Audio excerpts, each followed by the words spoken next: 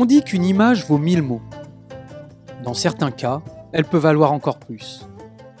Avant d'être directeur du centre de mission pour les religions d'Asie de l'Est dans les années 1990, Clifton Maberly a travaillé plusieurs années en Thaïlande en tant que missionnaire. Il a remarqué que les gens étaient attirés par les récits en images. Un jour, j'étais dans un village avec le pasteur Mon Lansi. Et il m'a dit « Avez-vous déjà vu la peinture de la dernière vie du Bouddha ?» J'ai répondu non. Il m'a dit « Chaque temple en a une. » Il connaissait le responsable du temple local. Il est allé le voir et lui a demandé « Pouvez-vous montrer à cet étranger votre tableau de la dernière vie du Bouddha ?» Il est venu et l'a déroulé. Elle mesurait 50 mètres de long.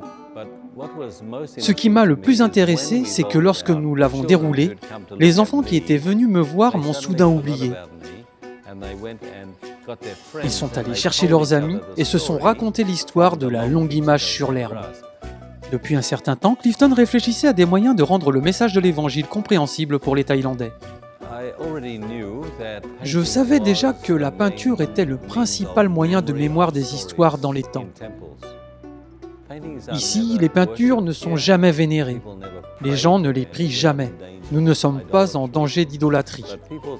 Les peintures étaient le moyen pour les gens de se souvenir de leur propre histoire. Clifton voulait commander des tableaux racontant l'histoire de Jésus. Il s'est rendu à l'Université des Beaux-Arts et l'un des professeurs de peinture a recommandé à Clifton de s'adresser à son mentor et professeur. Je suis allé à l'école normale et je l'ai trouvé. Je lui ai dit « J'ai une demande étrange. Je veux raconter une histoire qui n'a jamais été racontée en Thaïlande. Mais je veux le faire par le biais de l'art thaïlandais. Non pas parce qu'il le faut, mais parce qu'il parlera mieux au cœur et qu'il sera un sujet de discussion, plutôt que de faire venir de l'art d'ailleurs. » L'artiste thaïlandais accompli a accepté. Pendant plusieurs semaines, ils ont élaboré une stratégie pour communiquer au mieux l'histoire que Clifton voulait raconter. Ils ont décidé de commencer par une scène représentant la seconde venue de Jésus. Une scène qui n'a jamais été créée dans le style de l'art thaïlandais Lana, que l'on voit souvent dans les temples du pays. Le tableau était là, en train de se former lentement au cœur de leur maison. Il y avait une grande pile de livres, des livres sur l'esprit de prophétie, un livre qu'il avait emprunté à la bibliothèque. C'était la chose principale dans son salon pendant environ 10 mois, pendant qu'il faisait la première peinture. Chaque fois que je lui rendais visite, il était là. Je me suis dit, est-ce que je ferais autant d'efforts à annoncer l'évangile à quelqu'un d'autre qu'il en a mis à annoncer le mien ?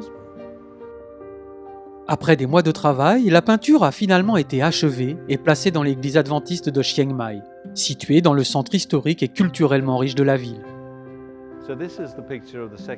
C'est l'image de la seconde venue du Christ. Nous avons dépeint la seconde venue du Christ de nombreuses manières différentes. Mais l'Apocalypse décrit le cavalier au cheval blanc et ses chevaux suivants comme une image de la seconde venue. Il a pris cette description au pied de la lettre et en a fait l'arrivée du cavalier au cheval blanc. Tout cela se trouve dans cette image.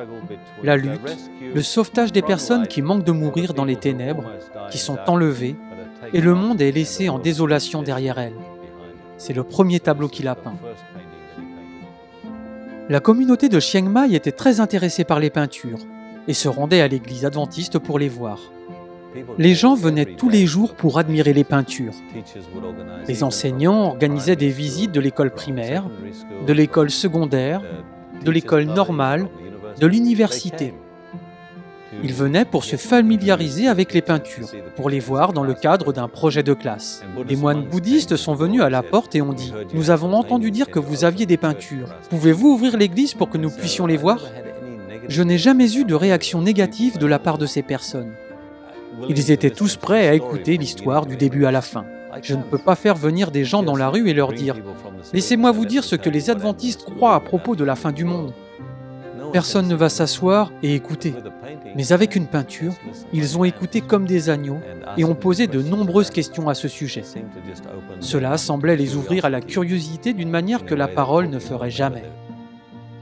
En contextualisant l'évangile pour les habitants du nord de la Thaïlande, Clifton et le peintre thaïlandais ont ouvert des portes qui ne se seraient peut-être jamais ouvertes autrement. Ils ont donné l'occasion aux gens de voir un message d'espoir que la plupart d'entre eux n'auraient pas écouté s'il n'avait pas été peint.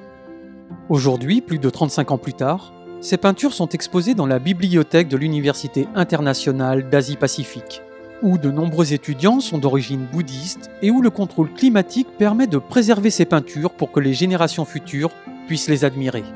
Merci de prier pour les habitants de la Thaïlande et de toute la fenêtre 1040, où la majorité de la population n'est pas chrétienne.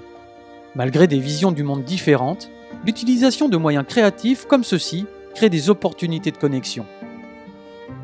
Qu'en est-il de la mission dans votre communauté ? Pouvez-vous contextualiser le message adventiste pour les personnes qui vous entourent ?